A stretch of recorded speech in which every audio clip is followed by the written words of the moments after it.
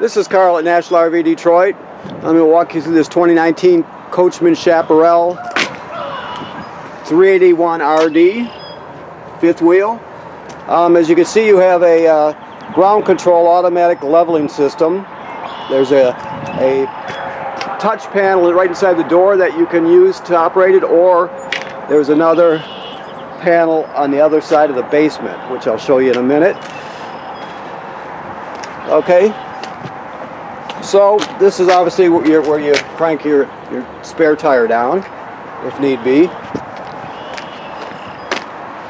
Alrighty, so let me look around here. Okay, good. So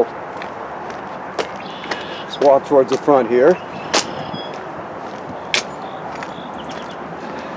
This is your basement, obviously. Satellite hook up here if you need to, or also antenna and power, so you could set a TV there or whatever you wanted to do. Behind this door is a 30-pound LP tank. There's one on each side. All right. Here you have a battery and your controls.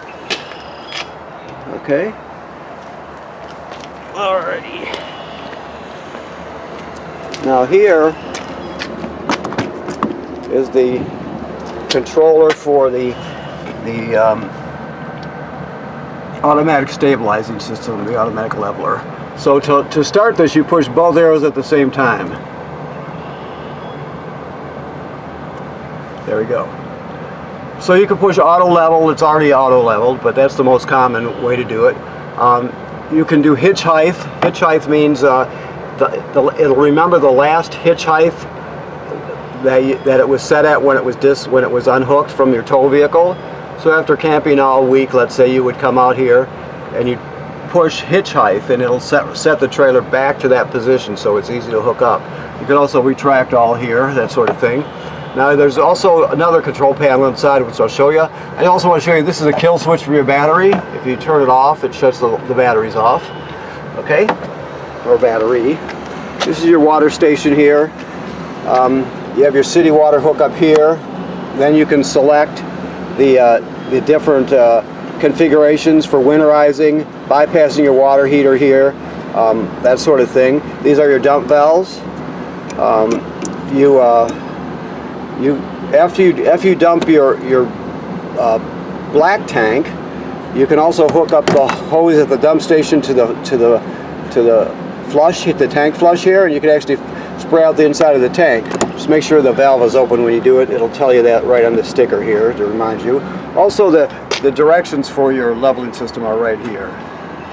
Okay. All right. This is your water heater. The switches to operate it are inside. It's 10 gallon. Now, right now, if you see that, you can see that the plug is out right here, so it's drained empty. It's in winterized mode still right now. Just remember that before you turn on the electricity or the gas, whichever energy source you're going to use, make sure the water tank on the water heater is filled. You can't dry fire it or it'll damage it.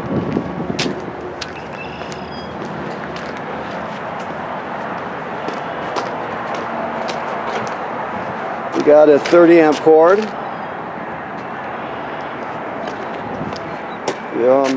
You have a attached ladder, so you can go up and inspect your roof on a regular basis. That's very important, to inspect it every 90 days or so. You just go up there yourself or have someone else go up there and check all the sealant for cracking or separation. Make sure none of the roof is damaged from tree branches or road debris. Look at the membrane, the rubber roof membrane, and the roof vent covers, things like that. Make sure it's good and tight. All right. Okay. So you have a power awning with a LED strip, of course. Never leave the awning out unattended, so if you're not going to be at the campground, you just push the button here on the control panel and roll it in. That would be this one right here. You have all your slide out controls here. You turn your water heater on gas right there. Electric, which is most people do there right there. You have a water pump. Keep in mind you do have a fresh water tank on this, so if you're going to camp someplace that does not have city water, then you can pre-fill the tank and still use all the use the water pump and still use all the plumbing in the trailer. Battery's charged. Fresh water tank has a third still. Black is empty, so on and so forth. As it fills, the tanks fill, they'll graduate up in 1/3 increments, and these LEDs will light up. Once you get past 2/3, you got to start thinking about dumping the black tank and the gray tank. Okay. Also, let me see here. This is another control panel. This has, my RV just has directions and tutorials and things. Oh, I missed it there. So you can also operate this, the leveling system from in here, which is probably the most common way. So the red button would just be auto, or would be, let me get this straight. You have auto level and auto hitch. So let's start there. So I explained the hitch height to you outside, but you're just going to automatically turn to that hitch height. You'll automatically level it when you come in. To extend and retract, it's right here. Now keep in mind, you can scroll through this here to manual mode, info, auto retract, that sort of thing. After you select one of these, you would push enter, and you can activate each one of these features in the menu. So it's pretty straightforward stuff, but basically you're going to auto level and auto hitch height is what you're going to do. This is the thermostat.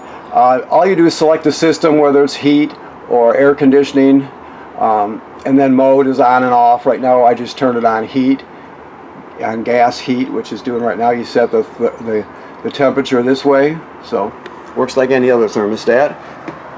Down here, it's your carbon monoxide LP gas detector. It should always be green like it is. If it doesn't, if it's not, get it serviced, because it's very, very important. Your refrigerator, looks like they're still setting it or taking the plastic off of it. You got 2 drawers in it and a French top drawer. It's a really nice size. Let's see here. So your range, basically, you're going to turn it to light, and then you spark it. You can see that it lit. This is the sparker. You turn it clockwise till it clicks, and it'll spark the burners. Now to light the oven, if you choose to, down at the bottom there, all the way to the back is a pilot light. So you need a grill lighter with a long neck. And all you're going to do is go to pilot, depress it, and hold it.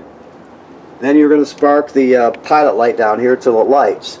After it lights, you're still holding it in for another 10 seconds or so. And then you go to operating temperature, and it cycles like an oven does. But when you shut it off, the flame goes off, but so does the pilot light. Okay, your microwave works like any other microwave. You also have a light and a fan built into it, so you have that. Always travel with the glass top down on your range. Okay, you have a nice sized pantry here, I bet. Yep, sure enough, with drawers. Alrighty, let me look around, see where I'm at. Okay, so you have theater seating here. These are fold out.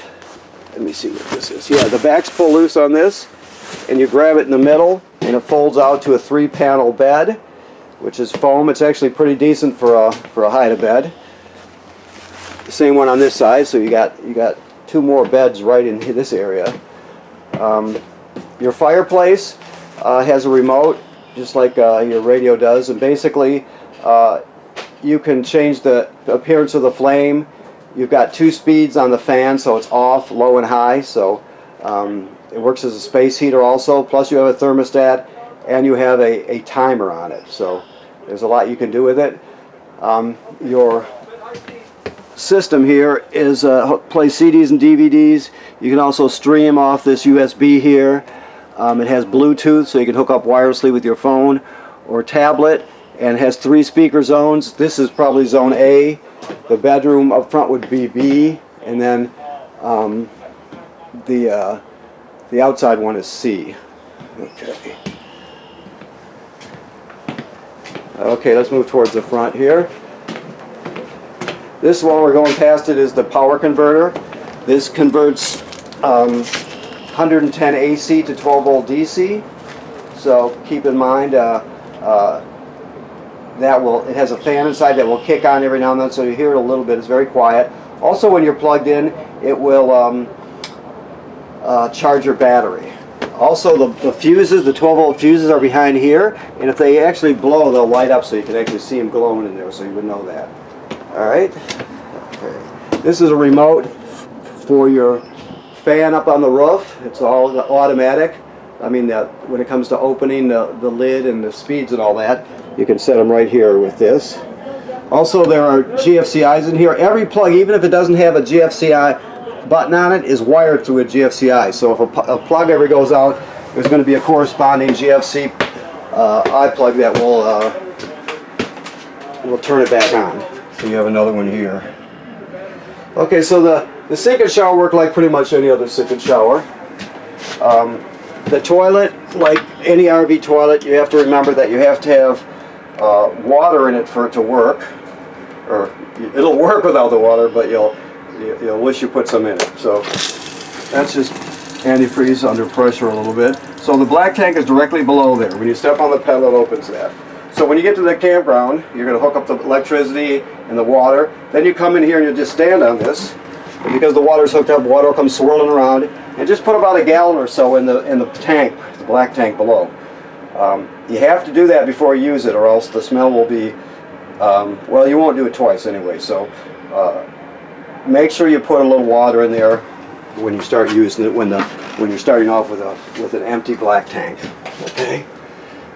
Also, always run the fan with the shower, so you pull the humidity out so you don't get mold or mildew.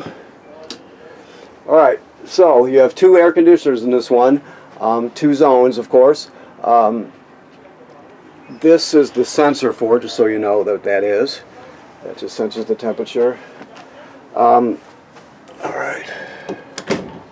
You have wardrobe storage there. This is a pre-plumbed and pre-wired for a washer-dryer combo. So you're all set there. You can also use it for storage if you're not going to get a washer-dryer. And another wardrobe. So you got a lot of closet space. Of course, your TV mount. Okay, let me come back down this way. See if I forgot anything. I'll just look around real quick. I think we're all set though. You can ask us questions and talk to us when you come to pick it up. There's a packet in here with all the paperwork, and every appliance in here has its own manual, so you can always go refer to that literature. You can also go to the manufacturer's website and watch their product videos for each appliance. So there's a lot of ways to get information. All right. Okay. Yeah, I think that covers it. So I want to thank you for purchasing your trailer here at National RV Detroit. Remember what I said, the trailer is still winterized, so it has to be de-winterized. Also, you want to regularly inspect the roof every 90 days is what the manufacturer recommends, so make sure you keep up on that. Okay, thank you.